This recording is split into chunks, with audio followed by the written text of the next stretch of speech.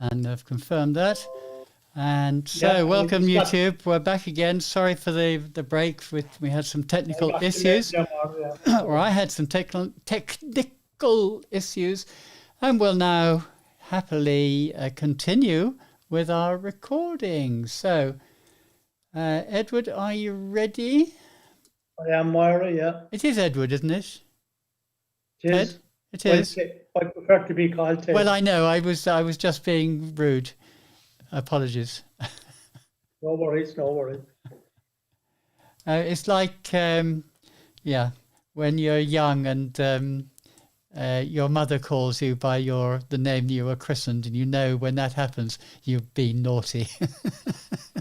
Yeah, well, I don't think my mother, God be good to her, ever call me Edward. It was always Ted. Yeah? Yeah, always Ted. Interesting. Okay, Ted, remember we're introducing the... After the show, and John. Okay, so are you ready? Wait a minute. No, that's not right. What have I done? Hold on. I can't see what I'm doing properly. That's better. Okay, I was right in the first place. Okay, 3, 2, 1, go. Good evening, good morning, good afternoon, Toastmasters, would-be Toastmasters listeners and friends. You're very welcome to the Talk Show for Talkers on irishtalkers.com.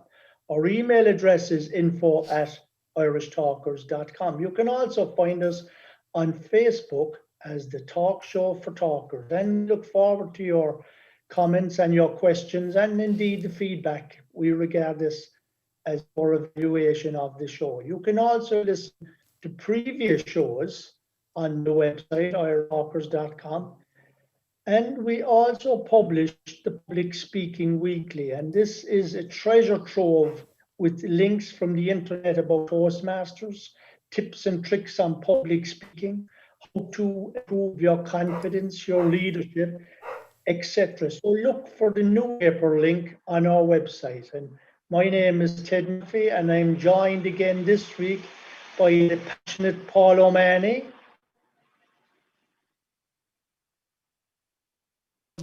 Hold it there, folks. I have dog barking, Paul was muted, and I'm recording in the wrong place.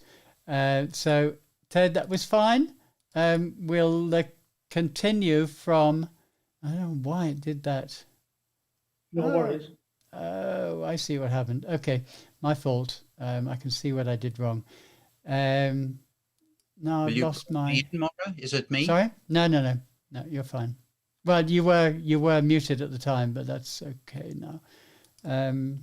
Paste. But I have also now got a problem which I need to overcome, so bear with me. Oh, damn it. I've lost something. I've lost a very important thing on Audacity. Until I find it, view, toolbars,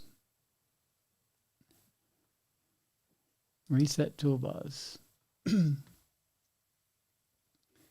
Okay, that's got me back again. The all important. That's in completely the wrong place. That's okay. Okay, so that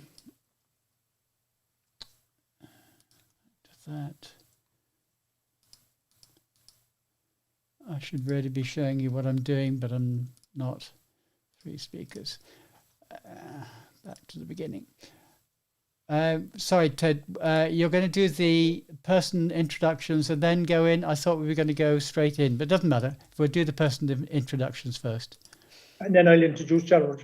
Yeah. So just okay. Ted Murphy, and I'm joined again this week by the passionate Paul O'Mahony. Yeah, you were slightly breaking up, Ted. I think your internet is probably not the best. Oh, yeah, I could hear that there on your recording. That's not so much. It was more that you were a bit stuttery. But you're okay. Right. You're okay now. So. Fingers crossed. Yeah. Okay, Paul. Will I give that line again? No, you don't have to. That's fine. Paul, are you ready? Yes. Okay, so we're going straight in with your introduction, Paul. 3, 2, 1, go. And it's a delight to have you with us again this week, listeners. Thank you very much. Well done, Paul, and thank you. And of course, also have the mindful, motivating Moira O'Brien. And I struggle every week. I should prepare, Ted, for your introduction, because I'm always listening to you to hear what M words you're going to use to introduce me. And then I think, oh dear, now I've completely brain freeze to think of a suitable retort. So I'm delighted to be here, listeners. I hope we're going to have I know we're going to have a superb recording. I nearly said meeting. God, don't habits die hard. Back to you, Ted. Thank you, Moira. And as I mentioned, mindful and motivating. And we are motivated this week by our District Director, Germanics, and now we're going to share his words with you on this very important occasion. Okay, and I just have to move him because he's in the wrong place. And for the benefit of YouTube, we'll play it. Occasion. Hello, Toastmasters. My name is Gerard Mannix, District 71 Director. This is Toastmaster Anniversary Week. Today, the 22nd of October, is Toastmasters' birthday. So from me and from all our team in District 71, a very happy Toastmasters' birthday. Indeed, we're living in rather very unscripted times. But indeed, we're also in the beginning of the year, COVID-19 surprised us. Yet the response that you have done has been tremendous. In this time, we need to be agile, not fragile. Resilience. Indeed, resilience was exemplified by Ralph Smedley, the founder of Toastmasters International. He failed over and over again, but yet persisted in the pursuit of excellence. I encourage you to be courageous, have determination in these very challenging times. I wish you all to keep safe, keep well, and especially, most of all, have a very happy Toastmasters birthday.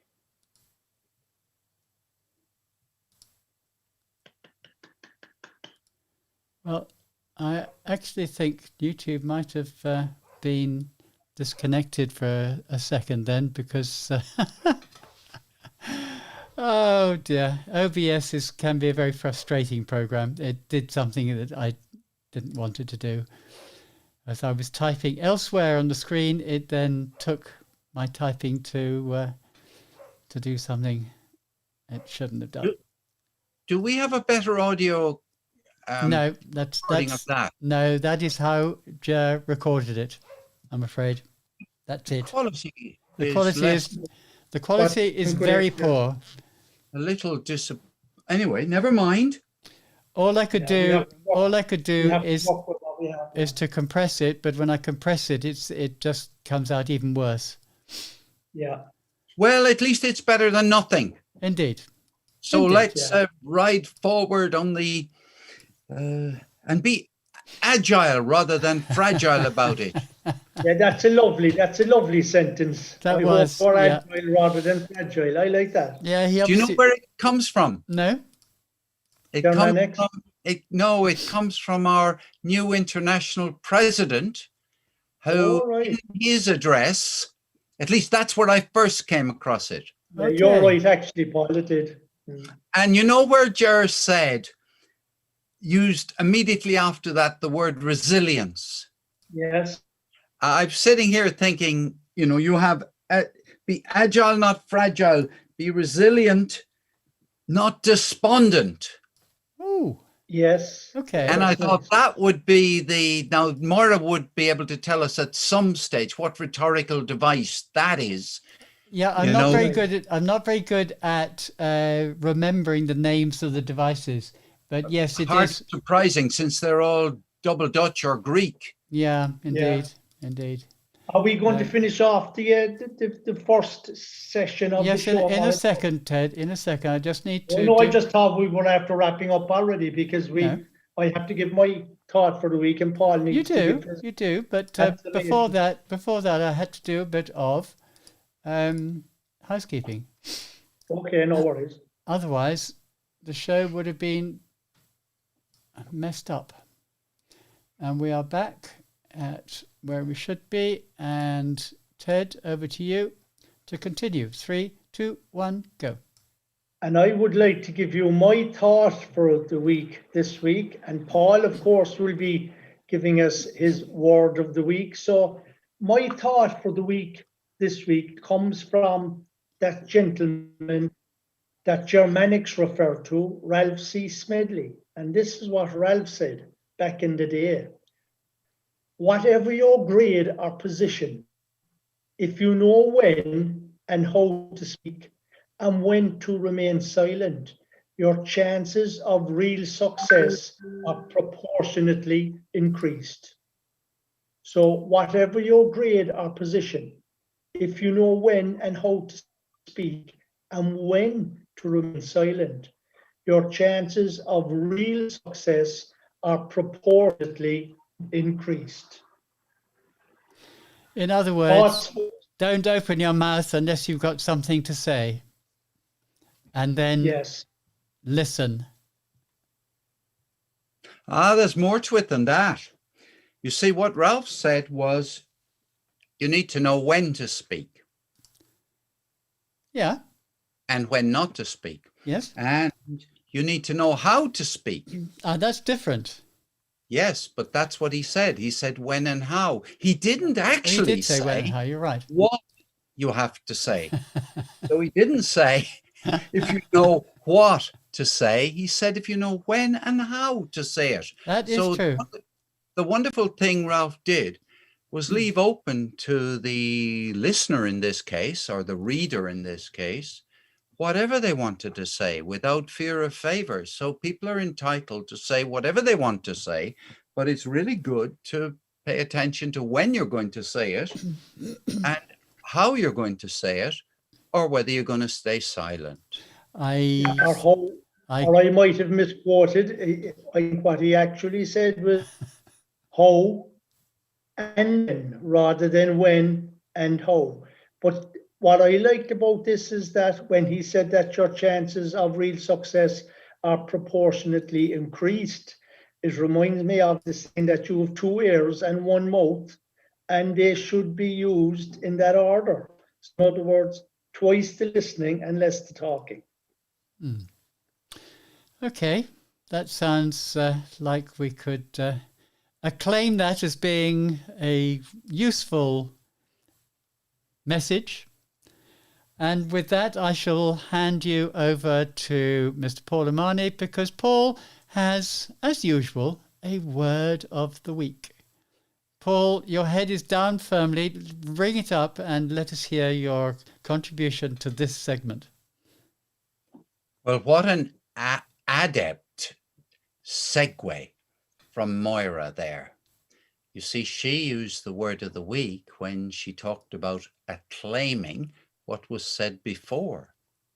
And acclaim as our word for the week, listeners, is a verb in that context, to acclaim. Now, I would like to declare enthusiastic support for Toastmasters International. Enthusiastic. So I want to acclaim support, acclaim approval. I want to acclaim Toastmasters International, and that means to approve of it, to talk about it, to say bravo to it. And there's a lovely little phrase, to doff your hat to Toastmasters, to doff your hat or doff your cap. Now I have a question. ACCLAIM, acclaim. Now it's both a verb, where I've talked about there, you can acclaim a speaker. I'd like to acclaim the evaluator. I'd like to acclaim the speaker. and I'd like to wholeheartedly endorse what the speaker has to say, and that's to acclaim. It's related to the same thing. So, would you please delete that joining word "so" there, please, Moira? Wouldn't like to have be using the R counter list. But I do every week, Ted, Paul. Right. Excellent. So back to the key thing about this. This is that it's also, in addition to being a verb, it's a noun. So the person spoke to great acclaim. That means that they spoke to great applause. They spoke with great acclaim. That they spoke with great distinction. So it's a noun and a verb, and that means it's rather a useful word to use because it's got both of those opportunities for accurate use. Now I have a question for my two co-presenters, and it's this. Here we go. Usually give them a quiz. Which of these words first entered the English language? I'm going to give you three words. Racehorse, acclaim, or fire engine? Which word entered the English language first and when? Racehorse, acclaim, and fire engine. Which was first? Ted? Racehorse. Moira? I go for acclaim. Well, you're both, one of you is half right. Actually, you're both wrong. You're both wrong. So when do they enter the English language, please? Acclaim, racehorse, and fire engine? Acclaim, 15th century. Fire engine, 18th century. Racehorse, 13th century. Well, you're completely wrong, Ted. Moira, do you want to have a go at it? Right, racehorse, I would say, is probably the last. That would probably be 19th century. Fire engine would definitely be 15th, no, maybe 16th century, 1500s. And what was the third one? Acclaim. Acclaim. Oh, acclaim is probably, let's say 1452. Right. Well, look, it's not fair. It's much too difficult a question. By the way, the correct answer is that all three of them entered the English language in the same year. Oh, okay. There you are. And the year was 1626. Acclaim, listeners. There we are. It's a handy word to use. It came into the English language several centuries ago. At the same time, you will probably remember this long after the date I've given you, 1626. The same time as fire engine, the same time as a racehorse. That's interesting. There you are. That's interesting. So that is the word of the week. Enthusiastically acclaiming Toastmasters International's 96th birthday. How's that for longevity? Wonderful, and a long sentence to go there. I'm looking forward to your segment on part 3, Paul. That we are not locked down thanks to Toastmasters. I would agree 100% with that. Well, I guess we finished recording segment 1. We have already recorded segment 2. So well, wait a minute. We need to do an outro to this segment. Oh, yeah. So I was Monday. I was not paying attention at the time. I was doing housekeeping things, which I know I should be paying more attention, but there we are. So where did we finish? For longevity. Wonderful, and a long sentence to go there. Right, that'll do.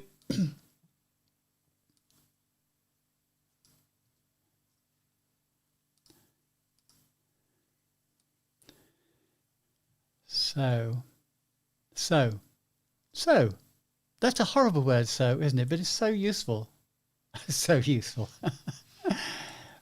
On that note, we will now bring this segment to a close. and we'll invite you to join us again tomorrow when we will have an interview with a Vice President of Public Relations. We'll look forward to seeing you then at the same time tomorrow. Will do. I was trying to fit acclamation into there somehow, but I didn't manage. I think I got that part in earlier on our acclamation. Did you? Yeah. Excuse me now, folks. I'm just going into the gentleman's. Okay, Ted. We'll see you in a minute or so. We might start without you. Continue without you, whatever. Well, I can do some housekeeping whilst we're waiting.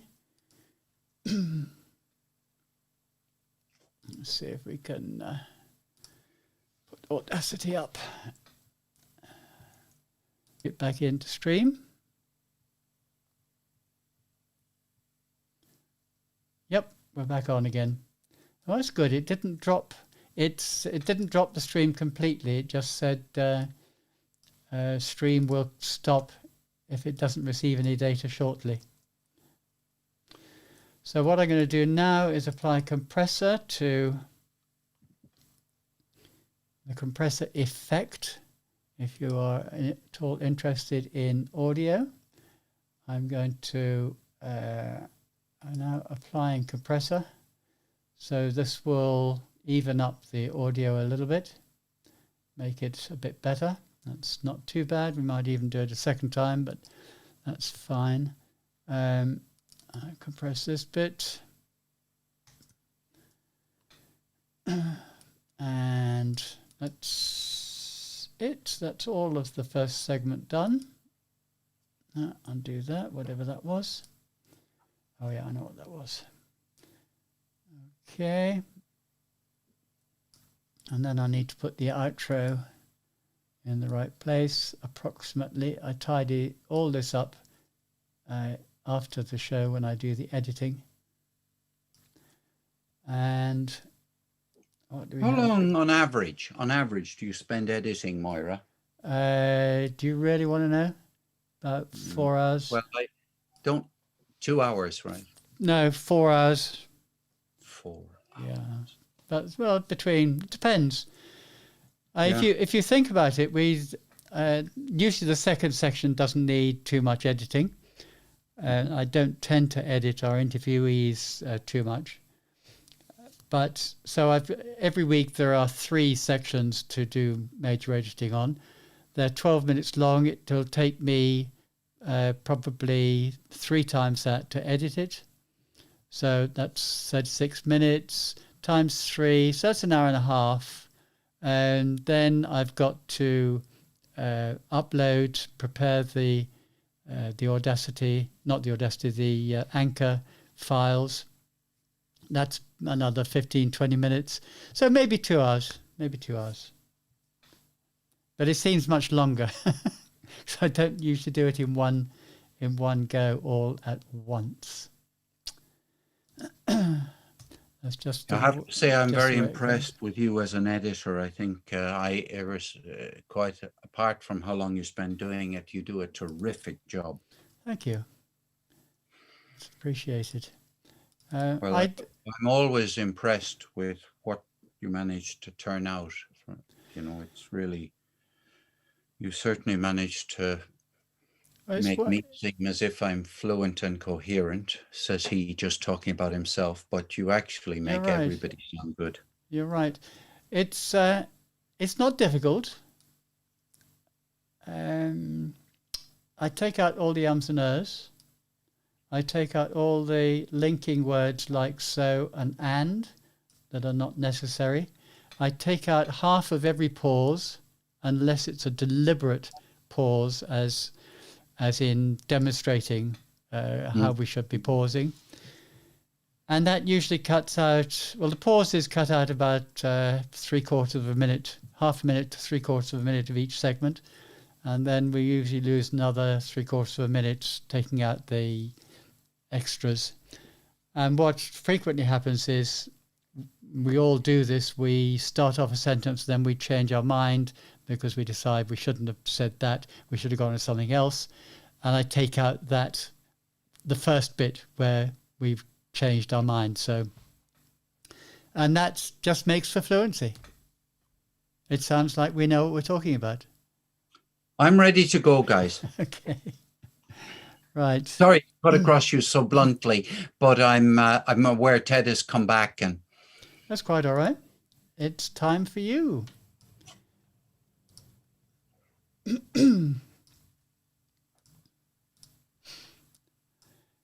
Welcome back, listeners, Toastmasters and friends, to part 3 of the Talk Show for Talkers here on irishtalkers.com. It's that wonderful time of the week when we invite the prolific Paul or the persuasive Paul. That depends what he's feeling like. Let's call him the persuasive Paul today, to instruct us on some aspect of Toastmasters which we would not otherwise have thought about. Let's see what particular thing Paul is going to give us today. Over to you, Paul. The context, listeners, in which I'm coming to you is a very serious context. In the UK, there are now 3 levels of alertness: circuit breaker, high alert, and very high alert, and they represent different degrees of restrictions, and we all know why. In Ireland, there are 5 levels, and we are at level 5. About the highest level, well, the highest level of restrictions we could be at. And I must admit, I find it difficult to remember the difference between what was called lockdown 16 weeks earlier in the year and what we're experiencing now. I have a message for you. Listeners, Toastmasters, you are not locked down. I'm not locked down. And if I'm not locked down, you're not locked down for one reason above everything else is. Before we went into what is popularly called lockdown, we went to our 2 meetings a month, perhaps 1 a week, local meetings of Toastmasters clubs. And there we had a terrific opportunity to develop our communication skills, to have an individual self-development program, to be supported by others, and I could go on and on about the benefits of Toastmasters. Twice a month or once a week. You're not going to develop with Toastmasters overnight. It's a slow and sometimes unconscious way of becoming better and better. The one thing is you're guaranteed to get better. Your confidence is guaranteed to grow. Your competence is guaranteed to grow as well. But it can be a lifetime journey. And then suddenly, explosion, pandemonium, COVID-19. And the wonderful thing is, and I acclaim this and I will be forever grateful, is that Toastmasters International all over the world has gone online. What does that mean? It means you're not locked down. You can get up in the morning and go traveling. You can go to the other side of the world. You can go to as many Toastmasters meetings as you like. Now, going to a Toastmasters meeting is actually about going to a place where you can practice your communications and leadership skills. You can watch other people communicating, and while they're communicating, you can have a dialogue with yourself about what are they doing that you might incorporate into your own style. Many, many meetings that you go to in other places will be thrilled if you offer to play a leadership role. You can take responsibility for playing many different roles. And we all know the different roles that are available to be played in Toastmasters. Sergeant at Arms, a tremendous leadership role, taking responsibility. Timer, a tremendous leadership role, and reporting back enthusiastically to the meeting. That's the kind of practice you need to have to become a superb communicator in the wider society. I am not locked down because every day I get up knowing that I can go to a meeting. In fact, I can go to a meeting in the middle of the night. I can go to a meeting late at night. People go to meetings in New Zealand. People go to meetings in, well, I nearly said Alaska, but no, people go to meetings in Hawaii. There are clubs in Hawaii. So that's the whole globe covered. What benefit could you want that was higher than that if you want to get better at communicating? Now, many people working from home, on the computer all day, barely able to get out of the seat, not used to working at home, not used to taking regular breaks and going out in the fresh air, and not used to moving from place to place. They're stuck. And this is a significant problem for people who are not used to working at home. But the concentration required to do your normal job, we'll say, is infinitely higher than the concentration required to be at a Toastmasters meeting, which is light relief in comparison with how you earn your living. Toastmasters learn through fun, relaxation. Everyone is in good spirits. And that is a wonderful relief from what could be regarded and is regarded by many as a tough job, being at work online. What is wonderful is that you have that variety when you're a member of Toastmasters. You can get yourself a cup of coffee, get yourself a glass of water, and you can participate in the meeting. So, and as a consequence, I mean, you are not locked down. You are able to meet more people than you could ever meet before. You're able to learn about other cultures. You're able to make friendships. You can even arrange to have holidays eventually, to do house swaps. You can arrange all sorts of things. You can arrange to receive or give an educational speech. You're able to be a VIP in other countries of the world. You'll be welcomed with open arms. In Qatar, you'll be welcomed with open arms. In the Philippines, they will love having you in Australia. And it's all because you're a member. You can also go and visit these clubs without being a member. But my goodness, once you get into the habit of going to clubs, you'll find it impossible to resist paying the 3 cups of coffee a month that it costs to join Toastmasters. It's the best value in the entire world. So I want to acclaim Toastmasters and say, for those of you, any of you who have friends even, who get up each day and have to reinvent the day and are wondering what to do and want an alternative to gardening or want an alternative to Netflix, Toastmasters is where to go. It has never been so relevant and valuable.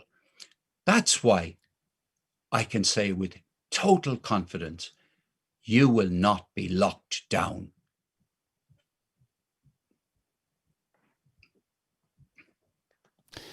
Well, that has sort of created a lot of silence, Paul, because we are just overblown by the erudite presentation. But seriously, Paul, that was lovely. Thank you very much for that. And I do wholeheartedly agree that we have opportunity here, and we should be grabbing that opportunity with both hands, or with, let's say, brain and mouth, as well as face, to put ourselves forward on Zoom or whatever platform you happen to be using, and take the opportunity that the pandemic has offered us. Ted, your thoughts before we close? I agree with your words, Moira, and I certainly agree with the way you introduced Paul as the passionate Paul O'Mahony, because he certainly demonstration when he was delivering that very erudite instructions that he was giving us there, as you mentioned. And I would like, I would like to add another saying by Ralph C. Smedley.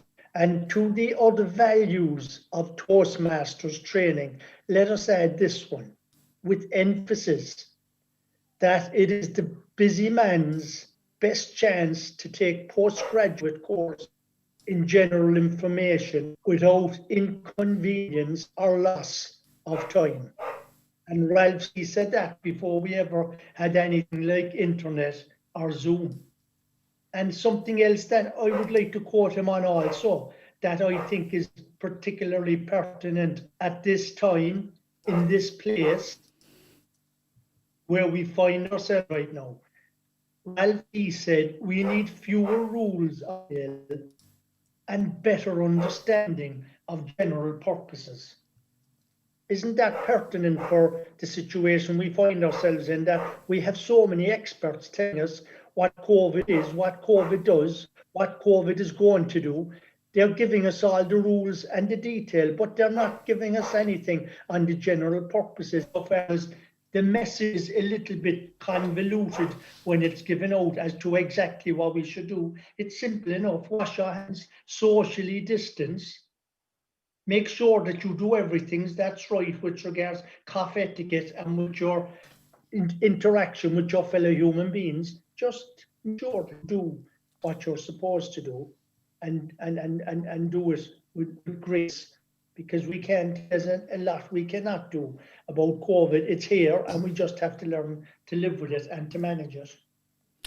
Thank Thus you. speaks our health and safety, our resident health and safety consultant. Thank you, Ted. Thank you, Paul. And on that, we will call this segment to a close. And we'll see you again tomorrow when I will be waxing lyrical instead of Paul. What am I going to be talking about? Well, recently we've been going into lots of very advanced techniques and matters. So I thought it's about time that we went back to the basics. So that's what it's called, Back to Basics. See you tomorrow. Bye for now.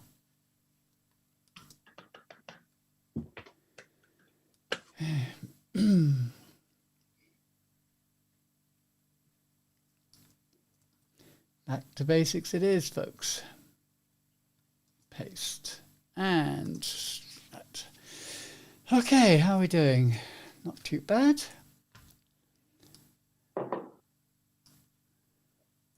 I was desperately trying to find my competent communicator manuals. I don't know what I've done with all my old manuals. Have vanished into the ether. They must be there somewhere, Moira. Oh, they are. I wouldn't have thrown them away. But no, they're babies. There we are. We'll find them. But I don't really need them. What will happen actually, Moira, is that you won't find them at all, but they'll certainly find you. That's a good one. Yeah. Nice one. You'll come across them someday and you say, that's where I put them. Yeah. Well done, Paul. I go nowhere without mine. No. I wouldn't dream of doing the talk show for talkers without having my competent leadership manual beside me. Yeah. And I sleep. I take it. You can see it's crumpled. I sleep with it under my pillow every night. Well done. Yeah. Well done. It's the one thing about Pathways that I am sad about, because you could quite happily scrap the rest of the manuals and the competent communicator and the competent leadership. I'm quite happy for all those to go except 1 to 6 on the CC manual, competent communicator manual. However, I'm going to be a little bit, what's the word? Perspective? No, prospective. Anyway, I'm not going to criticize Pathways too loudly in the podcast, even if I'm doing it now to the whole world on YouTube. So, and yet I have, my point of view was when I came into Toastmasters and I read the competent communicator manual, I said, oh, this is competent stuff. I didn't say to myself, this is brilliant stuff. I said to myself, this is competent. However, there's innumerable stuff on the internet, which is, it just doesn't have the Toastmasters logo on it.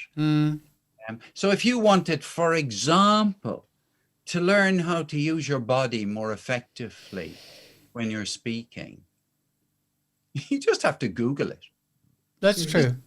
No shortage at all. That is true. And also, if you go into the behind the scenes stuff on Pathways, there's a lot of stuff. If you go into some of the electives are actually taken straight out of the Competent Communicator Manual. Indeed so. And all you have to do is do your icebreaker speech and go straight to the elective in level 3 on vocal variety. Yeah. And do that one next. Yeah. Which is why you need a proper mentor who will explain all that to you. But we will lose that in due course, because that expertise won't be there to be able to go back to the old system. But they'll be able to take us forward with, hey, what is it you're trying to develop next? Yeah. And it puts the responsibility back on the learner.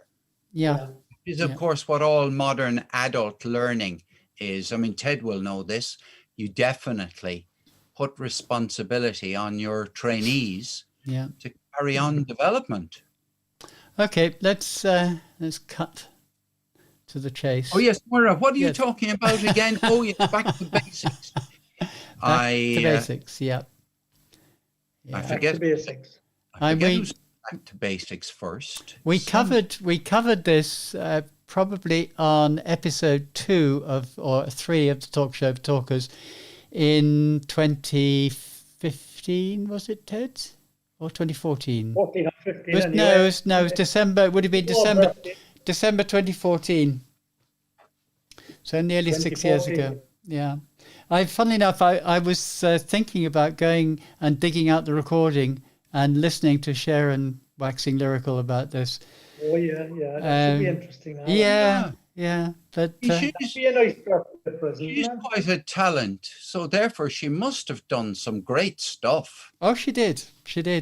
But unfortunately, I mean, I would love to be able to repeat it all, but it's because it's all based around the old education system. It's no longer relevant, except in the way that I hope I'm going to do it in a few minutes. Yeah, we're done. With my 5 minutes of preparation. Okay, so here we go again. Moira, how many years have you been in Toastmasters? Too many. Right. So don't say you've done 5. So don't say you've done 5 minutes of preparation. You've done too many years of preparation. Well, it's true. No, I think what she was going, I thought what Marv was going to say, 75 of the 94 years that it's been in existence. Well, let me tell you about preparation, Paul, because this is quite an interesting one. I find that I do 95% of my preparation is in the brain. And it's only 5 minutes of actually writing down the notes to get my thoughts in order. So, yeah. So when I say I've done no preparation, it means I haven't put anything down on paper. That's all. I prepare 4 hours for every single show. Yeah, I believe it. It shows. Yes, well, we can believe what we believe. Okay, Paul, are you ready to bring us back in? I certainly am. All right, 3, 2, 1, go. Listeners, you're terribly welcome to the Talk Show for Talkers. And this week we have something that's very basic. We want you to go back to basics, get the foundations right. And we have a tutor for you. We have a coach for you, none other than the very distinguished Moira O'Brien, who's going to lead us into a session entitled back to basics. Moira, what do you consider to be basics? Thank you for that introduction, Paul. We've been talking a lot about all these techniques that we can use in order to make ourselves into great speakers. Some of these techniques are pretty advanced. Some of them are not quite so advanced, but what we've been really not ignoring, but putting to the background, the basics. And since we started this show 6 years ago,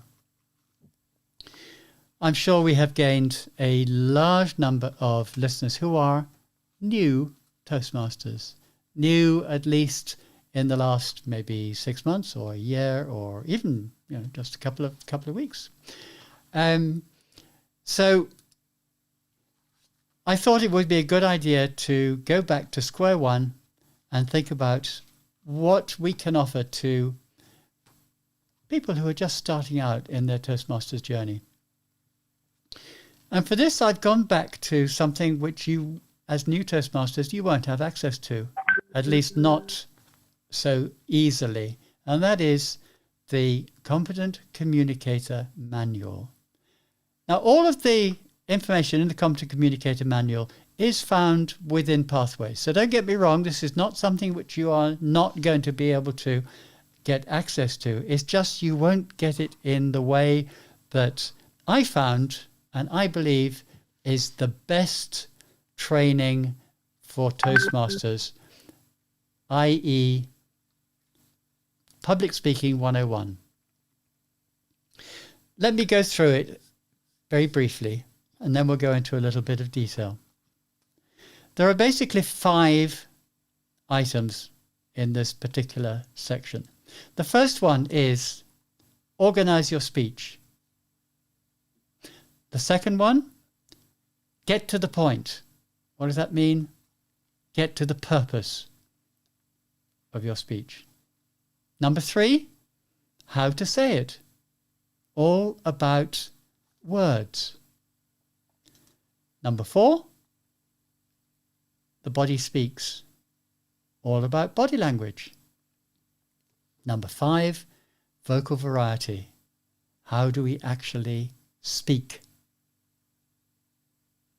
If we learn those 5 items, we are giving ourselves the best basis for going on to be a good public speaker. So let's go through them in a bit more detail. The first one, organize your speech. Organizing your speech means basically 4 things, or maybe 5. Let's go with 5 things. The first thing is an opening. An opening is just something to grab your attention. Then an introduction, what I'm going to talk about. Then 3 items in between, your body. Item 1, item 2, item 3. And then finally, a conclusion, a summary, a relating back to what you said at the beginning. Okay? And yes, Paul is mouthing at me, call to action. That's, yeah, okay, Paul, I agree, but that is a more advanced thing. That is not for the basics. And we're talking the basics. And the basic is opening, body, conclusion. And we can expand that, of course. But if you go the opening, body, conclusion, you've got the start of a decent speech. Number 2, get to the point. What is the purpose of your speech? There are 4 basic types of speech. There's one that is there to inform. There's one to persuade. There's one to entertain. And there's one to inspire. And pretty well all speeches come into one or other, or even a combination of those 4 things. The main issue here is we want to have a clear purpose to the speech. Not only do we have the organization of the opening, the body, and the conclusion, we want the purpose of the speech to be clear, and everything that we put into our speech to support that purpose. And when we're editing the speech, editing what we've written down, if something you've written down does not support the purpose of your speech, cut it out. Number 3, how to say it. What words are you going to use? What selection of words do you have? What rhetorical devices are you going to use? Now, you may say rhetorical devices, that's an advanced thing. It's not, because there are rhetorical devices which we can learn and use frequently. For example, we can have assonance, that is sounds, things that sound together, sound the same. We can have alliteration, where the first letter of each word is the same. And so on. There's 3 or 4 which you can easily use. Triads, threes, groups of 3. Groups of 3, either individual words or 3 phrases. Again, to support your message. Get rid of all jargon. Don't use things that... and of course, because I have expunged all jargon from my brain, I can't bring up anything to exemplify it. And I haven't written anything down here, which is very silly of me. Use correct grammar. Don't use colloquialisms. Keep your speech relevant, your speaking, your words relevant to your audience. Your audience may understand difficult words. They may not understand difficult words. If you know your audience, you can direct your grammar and your jargon, or your lack of jargon, to the particular audience. Lastly, on this item, use pauses. Pauses are probably the most important piece about how to say it, because when we're especially imparting information, and most speeches are imparting information of some sort or another, we have to give our audience the opportunity to absorb what we're saying. If you are somebody who speaks at, let's say, 150 words per minute, which is an acceptable number of words to speak at, it becomes more difficult to understand and to absorb as compared to somebody who talks at 120 words a minute. But however fast you speak, give your audience time to absorb and understand what you're saying. Number 4, your body speaks. Stance. How do you stand or sit? We're on Zoom at the moment, so we do a lot of sitting. But we also stand, and a lot of people stand to do their speeches now in Zoom. How do we do it? How do we present ourselves? What's our posture? Are we giving a confident posture, or are we maybe thinking, and Paul is now standing up as I speak, and Paul is putting his shoulders back, he's planting his feet firmly on the floor, he's got his hands visible, we can see from his chest up, we can see his gestures. And of course, movement is important as well. Movement can be a distraction, or it can support your message. When you are moving around the stage being now your screen, you need to be aware of how those movements are going to come over to the audience. And my colleagues now are completely distracting me by moving all over the place and exemplifying exactly why you should only move with deliberation. Next thing is gestures. Make sure that your gestures, again, support your message. They support the words that you are using. They are not gestures just for the sake of doing it, as Paul is now doing with his golf club, except he might be talking about golf, in which case swinging a golf club could be appropriate.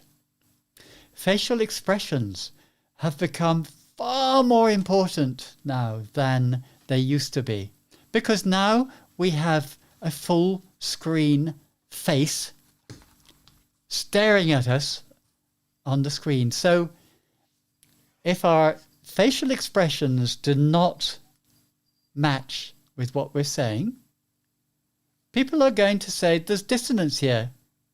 We don't believe what this person is saying. So facial expressions have become exceedingly important. And lastly, on this, eye contact. We should always keep eye contact, and now we're on screen, it has to be camera contact. And this becomes quite difficult because we like to see ourselves on the screen to see how we are being presented, but actually we should be looking at the camera. And the last item, vocal variety, number 5. Volume. How loudly do we speak? Can we be heard at the back of the room? Can we be heard clearly on Zoom? Is our microphone working well? Pitch. How high or how low do we go? Do we vary the pitch? Do we speak fast? Do we speak slow? Do we speak at a constant rate? Do we vary the rate at which we speak? We can emphasize things by speaking slower. Lastly, quality. Quality is important, and now we're online, quality becomes a different aspect. It's how good is our microphone? How good does our laptop microphone work? Should we go and buy a separate microphone, as I have here? This now becomes very important. Okay, so that's the 5 things. Just to summarize, we have organization of our speech. We've got to the point where we know what our purpose is. We're saying it with good grammar, good selection of words, no jargon, good pauses. We're using body language to support everything we're saying, and we use vocal variety to keep the interest of the audience. That's it, folks. You can stop wiggling around on the screen as you have been for the last 10 minutes, completely distracting me. Anything you want to add before we close this segment? Paul, you're muted. Sorry, Ted, you're muted. That has been a splendid round of the basics, Moira.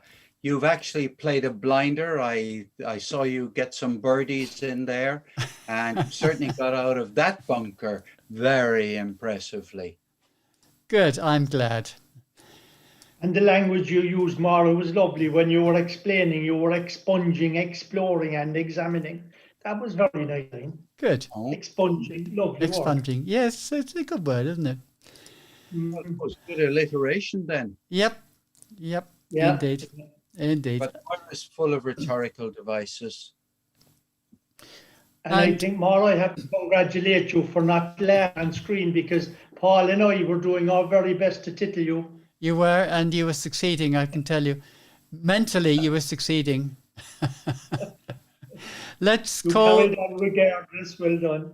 There is a project in Pathways in which you make a speech, and you have a number of people who are going to interrupt you in the middle of the speech. And those interruptions are in the form of vocal interruptions.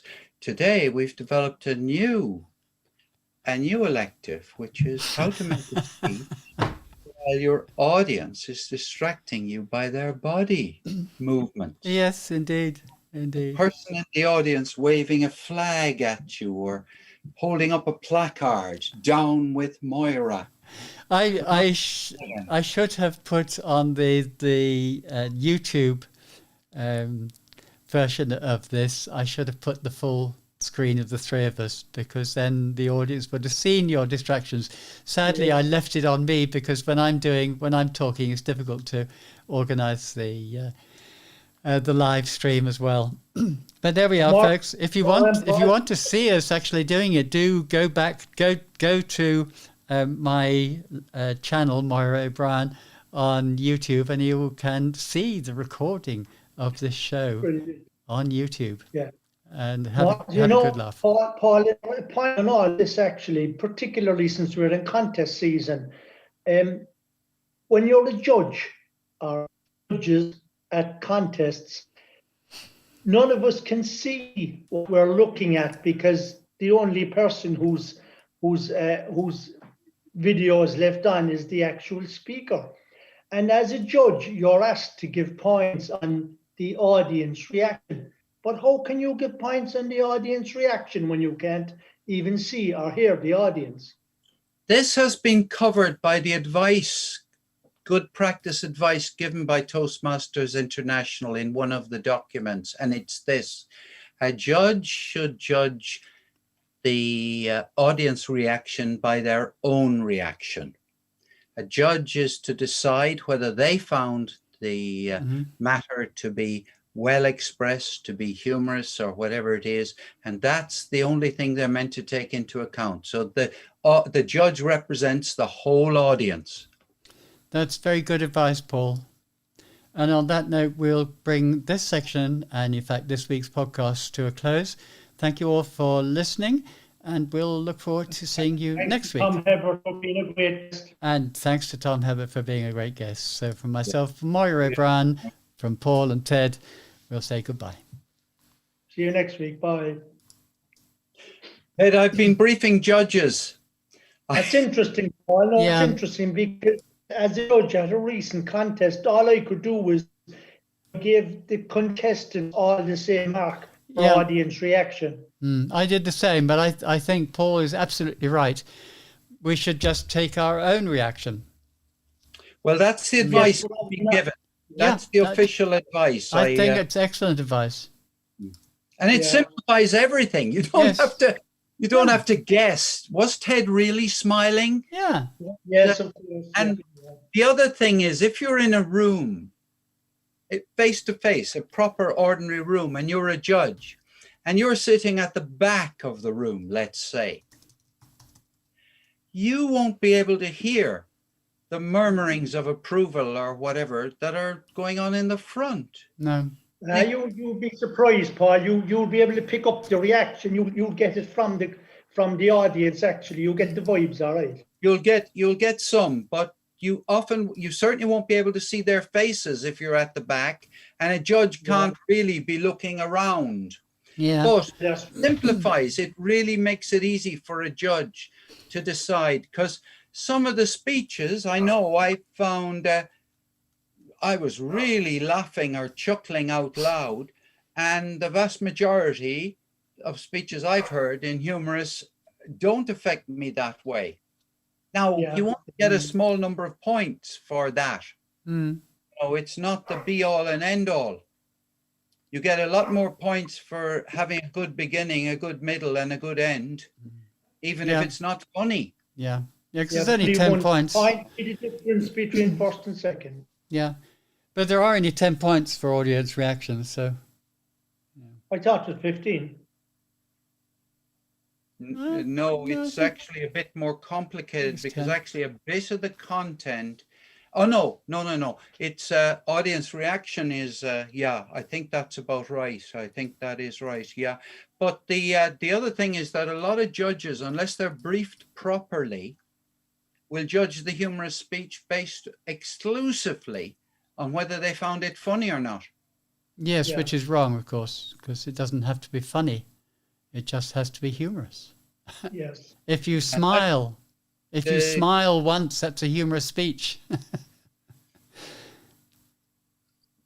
I must say I smiled the whole way when I saw a woman recently in a speech come on in a sou'wester or in a whole load of waterproof clothing. And really smiled because I'd never seen anybody wearing such a ridiculous outfit in my entire life. They got extra points for causing me to think they were ridiculous. Yeah. I'm doing the speech again on Sunday because I want to get some feedback on it. I thought the way you got into the scene was excellent. I was in the mind. The title of the speech would be oilskins. But there is a complication that Yeah. Only 30% of the speech can be given for the vocal variety, the body language, the way you dress, Yeah. the gestures. So you can score really highly on those things, and maybe you don't score as highly in the other. One of the things that I think really judges do like, actually, is excellent quality English, I've noticed. I saw a guy win a speech contest recently, and I wasn't, I don't know if I was a judge or not. I don't think I was. But anyway, I'm convinced he won it because of the quality of his language. But there are already 4 points. Sorry, five points for grammar, pronunciation, and word selection. I know, but I actually think that a lot of judges subliminally are influenced by, now, look, we all know you're not meant to be. No, but if you think about it, if you go to audience response, it's attentiveness, laughter, interest, reception. And vocal variety and the way the words you use can raise the points on your audience response. Oh, no question. No question. Yeah. And speech value? Well, no, maybe not. And as well as that, we've always been told that at a humorous speech contest, if you can get the audience laughing in the first 10 seconds, that's a huge plus. Yeah. So even though a humorous speech doesn't necessarily have to be humorous, it doesn't have to have people chuckling in the aisles or anything. But if you can get that kind of reaction, it's bound to be an advantage. Yes. Yeah. Yeah. It is. You know. I mean, after all, the judges are not professionals. Yes, and Paul, something else you said there, Paul, that was very important. You're talking about subliminal, and the fact that you can have a bias even though you'll swear that you haven't. But you're quite right. And I think Moira and I were in the invidious position, in my opinion. Now, this is my opinion, so I'm showing my bias here now. But to be selected to go in the #1 position for any competition is definitely a huge disadvantage, because it's only used as a yardstick by the judges. And I'm convinced that judges do not even read the judging criteria. Well, the advice that's been given really is that you should not compare speakers with each other, that you should compare each speaker individually. It's the same advice as you would give somebody who was interviewing somebody for a job. You're not meant to just, because you can end up saying this is the best candidate, and because they're the best candidate, we should appoint them. And yet the candidate may not even match what you're looking for. Yeah. I've tried doing both methods of comparing them against the first speaker and saying, that's the standard. Are they better than or worse than? And found that no, I didn't. It was too complicated trying to do that. It was much better to fold the paper over so I couldn't see the points I gave to the previous speaker and just mark that speaker. Obviously, you are influenced a bit to how the points that you gave to the previous speaker, because you can remember it, for God's sake. And you do say, he's been much better or whatnot. But I then tot up the scores and I look at the scores of the two and I say, does that represent how I actually feel about those speakers? That's important, I think. And if I don't, I then go back and say, well, okay, where did I get it wrong? Where were they better or worse than the other person? And sometimes you can have 3 or 4 speakers, like, say, for sake of argument, who got something like, let's say, 69, 70, 72, and 74. Yeah. They're really, really close to each other. Yes. I went through a phase. I went through a phase. Now, this is nothing to do with judging in a speech contest, but I went through a phase in which the only bit of the speech I was really particularly interested in was the very beginning. And if the speaker didn't hook me in the first minute of their speech, I'd go and have a cup of tea, because I genuinely wasn't motivated to hang on when the person hadn't interested me in the first minute or two. And often when people start telling stories, they don't put the audience in the story. So they start telling a story. And I say to myself, why should I be bothered? I've heard a million stories. Why should this story interest me? And the speaker hasn't made an effort to say that this story is relevant to me.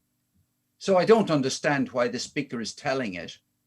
So I just say to myself, well, you know, why should I be interested? This guy has an interesting life, but so do lots of other people. So I'm going to the kitchen.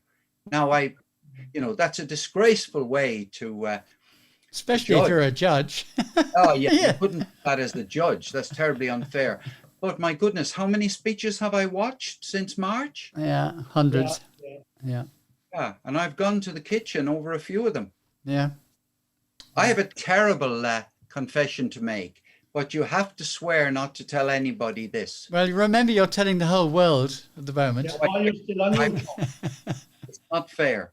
I'll only tell you privately. Okay, well, maybe we better close the stream and we'll say goodbye to YouTube and we'll see you again next week. Bye for now. Bye.